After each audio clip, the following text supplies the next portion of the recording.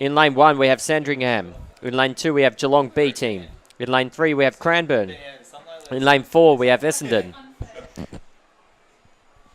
In lane 5, we have Wodonga. In lane 6, we have Box Hill. In lane 7, we have Brighton. In lane 8, we have Whittlesea City. There are competitors in the second heat of the girls under 13 4x100 metres. For those watching at home, just a reminder that the top 3 in each heat progress on to the final automatically, and then it's the next 2 best times.